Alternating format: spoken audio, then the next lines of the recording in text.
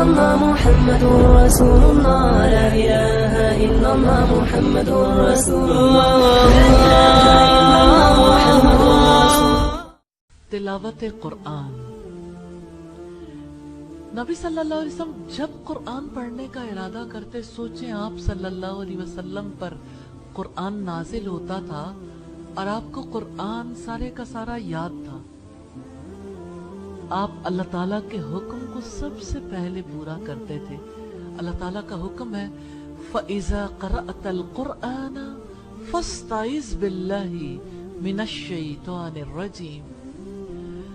और जब तुम कुरान पढ़ने लगो तो शैतान मरदूद के शर से पनाह मांग लिया करो।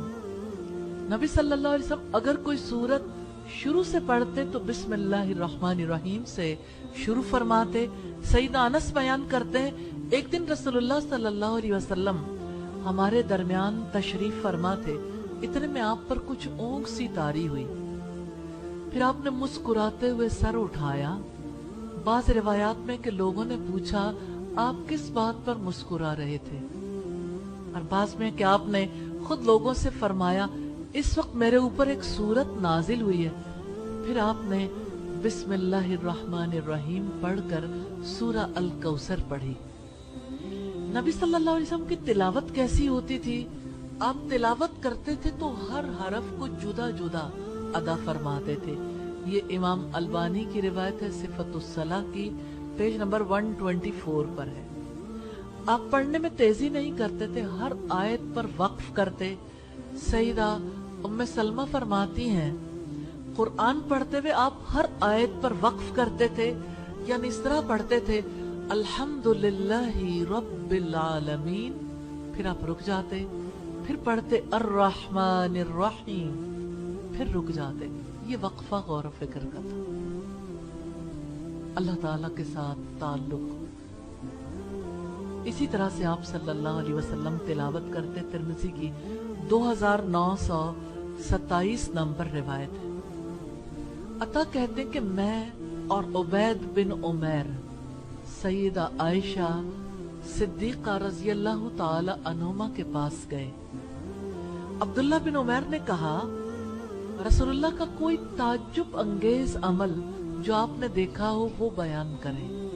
सईदा आयशा रो पड़ी, रोते हुए कहने लगी आप सल्लल्लाहु अलैहि वसल्लम एक रात खड़े हुए और फरमाया आयशा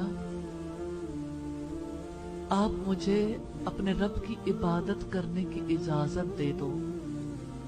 अब सल्लल्लाहु अलैहि वसल्लम का ये सवाल कई एतबार से हदीस की कुतुब में मिलता है। आपने सईदा आयशा से कहा कि आप चाहो तो मैं अपने रब की इबादत कर लूं। तो चूंकि सईदा आयशा से इजाजत मांगी थी, कहने लगी मैंने कहा बखुदा मैं तो आपकी कुर्बत को पसंद करती हूँ, यानी आप चाहते हो कि रब का कुर्ब इख्तियार कर लो और मैं चाहती हूँ कि आपका कुर्ब मिल जाए, लेकिन वो चीज भी पसंद है मुझे जो आपको खुश कर दे। आप सल्लल्लाहु अलैहि वसल्लम उठे, फिर वुजू किया, फिर नमाज शुरू कर दी। आप मुसलसल रोते रहे यहाँ तक कि आपकी गोद भीग गई।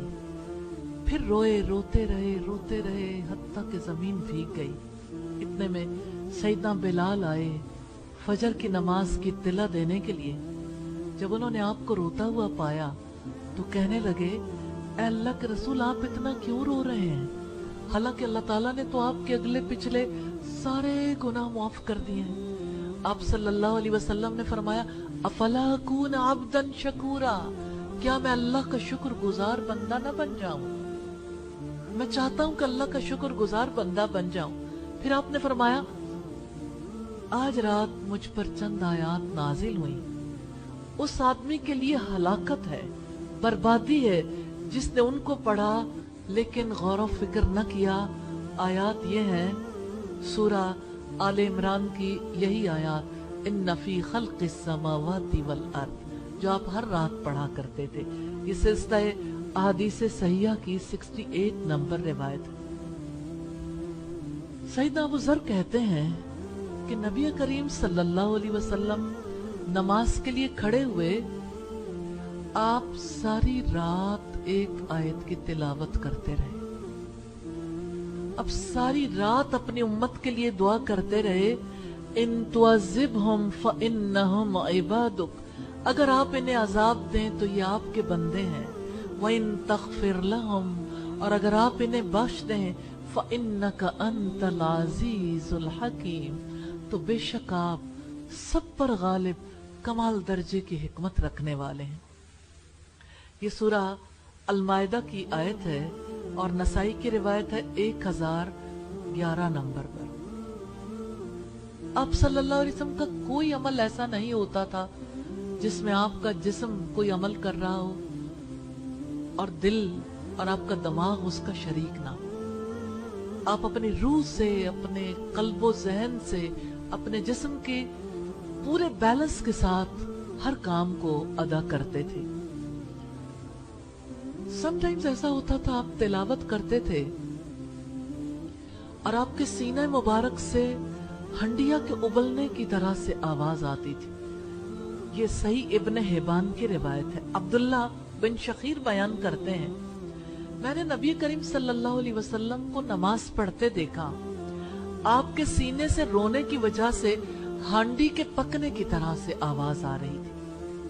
آپ صلی اللہ علیہ وسلم کی تلاوت انتہائی خوبصورت ہوتی تھی، اور حدیث کے الفاظ ہیں کہ اللہ تعالی کسی آواز پر اتنا زیادہ کان نہیں لگاتے جتنا اس وقت کان لگاتے ہیں جب رسول اللہ صلی اللہ علیہ وسلم تلاوت کرتے تھے۔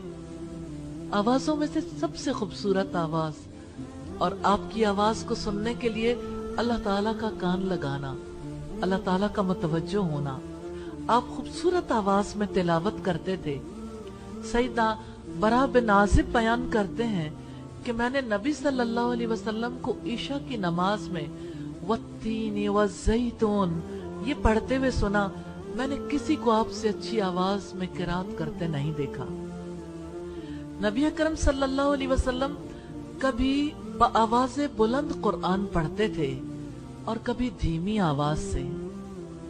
سیدنا عفیف بن حارث کہتے ہیں، میں نے سیدہ عائشہ سے دریافت کیا، کیا رسول اللہ قرآن کو بلند آواز سے پڑھتے تھے یا آہستہ؟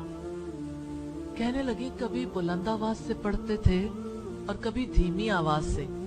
میں نے کہا اللہ اکبر، الحمدللہ، اللہ تعالیٰ نے اس کام میں وسعت رکھی ہے کہ آپ بہت اونچی آواز سے بھی پڑھ سکتے ہو، دھیمی آواز سے بھی۔ لا إله إلا الله محمد رسول الله، لا إله إلا الله محمد رسول الله، لا إله